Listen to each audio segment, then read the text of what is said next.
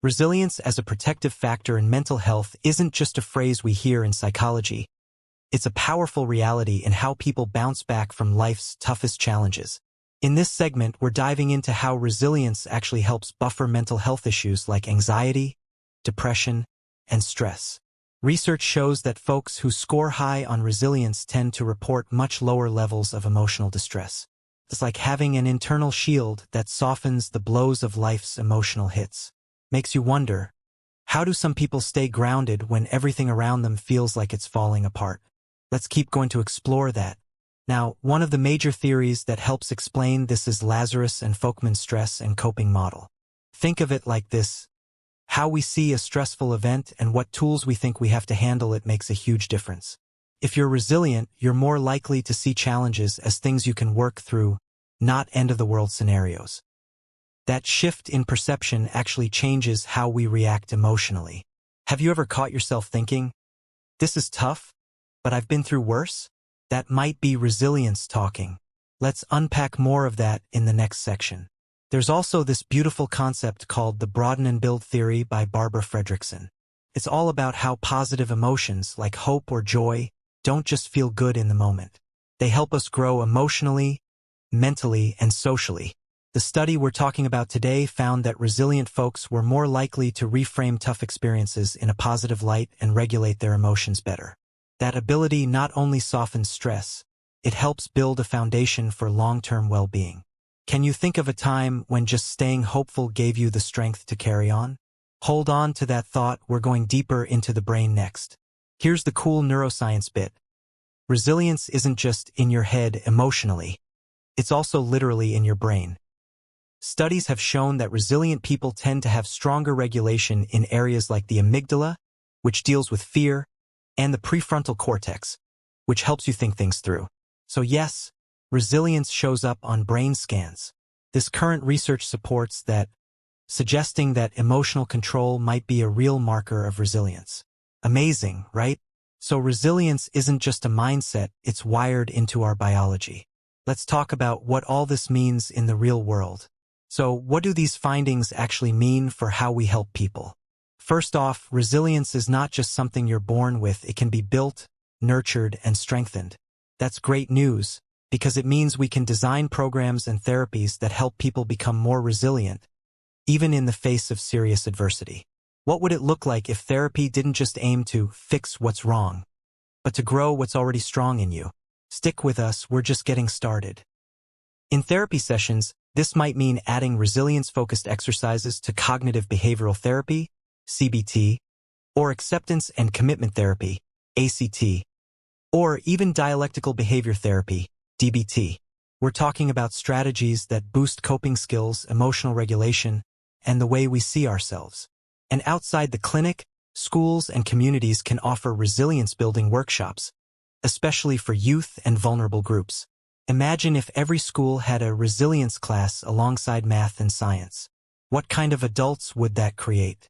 Let's explore how policy plays a role next. On a bigger scale, think national policies and public health strategies. Resilience can absolutely be part of the plan. Governments can fund programs to train teachers, health workers, and caregivers in resilience skills. Even workplaces can include resilience training as part of employee well-being initiatives. And screening for resilience in schools or job settings can help catch people early, before they burn out or break down.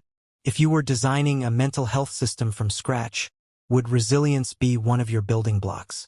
Let's now look at the factors that help or sometimes complicate the story. So, what helped boost resilience in this study? Social support stood out big time. People who had strong friendships, community ties, or access to mental health resources were far more resilient. And past trauma, surprisingly, sometimes made people stronger. If they had processed those experiences in healthy ways, they actually developed better coping strategies. It's like emotional calluses. You've been hurt before, but now you're stronger for it. Have you ever felt like your struggles made you stronger? You're not alone. But let's not ignore the exceptions here. Interestingly, not every highly resilient person in the study had perfect mental health. Some still reported high anxiety and depression. So what's going on there? It could be that long-term stress, brain chemistry, or even a lack of support can still overpower resilience. It's a reminder that resilience isn't magic. It's one piece of a much bigger puzzle. Think about your own support systems. Are they enough when times get really tough? Now let's talk about the role of culture. Culture plays a subtle but powerful role in all this. In some cultures, especially ones that value community over individuality, people might underreport mental distress to avoid stigma. That could make it look like they're resilient when, in reality, they're just keeping things to themselves. Future studies need to dig deeper into this, using tools that understand and respect cultural differences. Ever felt like you had to pretend you were okay because that's what people do? That's where we need more empathy and better data. Speaking of data, let's talk about what this study couldn't quite capture. Now, no study is perfect, and this one has its limits. For starters, it was cross-sectional, meaning it looked at data from a single point in time.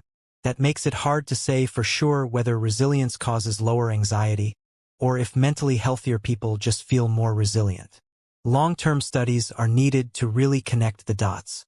It's kind of like taking a snapshot versus a video. You see the moment but not the story. Ready to hear more about the blind spots?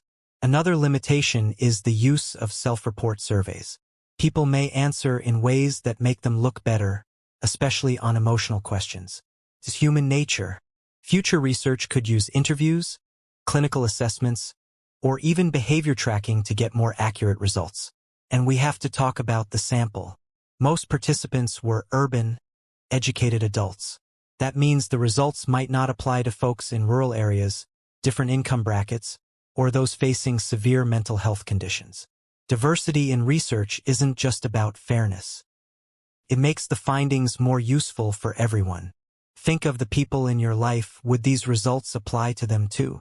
That's why future studies have so much room to grow. Also, the study didn't explore genetic or biological markers, things like cortisol levels or brain imaging. These can give us even deeper insights into how resilience works at the physical level. So, there's a big opportunity for research that looks at resilience not just as a feeling or a skill, but as a whole body experience. Curious how your brain and body respond to stress? Maybe resilience lives there too. So what's next? Looking forward, researchers should track people over time to see how resilience changes, especially after major life events or therapy. Mixed methods approaches that combine surveys, interviews, and biological data would give us a richer, more accurate picture. And let's not forget the role of culture. Interviews, ethnographic research, or community-based projects can shed light on how different groups define and build resilience. It's not a one-size-fits-all idea, and that's what makes it so interesting. Have you ever seen resilience look totally different in someone else than in yourself? That's the beauty of diversity. One more thing, technology might help too. Apps and digital platforms can offer resilience training, mood tracking, and daily check-ins. Imagine logging into an app that helps you reframe negative thoughts or nudges you to take a breather when stress levels rise. Future studies could test how effective these tools are and how they can reach people who might never walk into a therapist's office. Would you use an app to build your emotional strength? Let's bring it all together now. So, to wrap it all up, resilience as a protective factor in mental health isn't just theory. It's a practical, hopeful reality. Resilience can reduce the impact of stress, anxiety, and depression. While it's not a perfect solution on its own, it's a powerful piece of the puzzle when combined with support, therapy, and good policy. And maybe the best part? Resilience can be learned, nurtured, and grown. Whether through friendships, mindset shifts, or community programs, we all have the potential to build stronger emotional foundations. So here's the question I'll leave you with. What's your next step in building your resilience?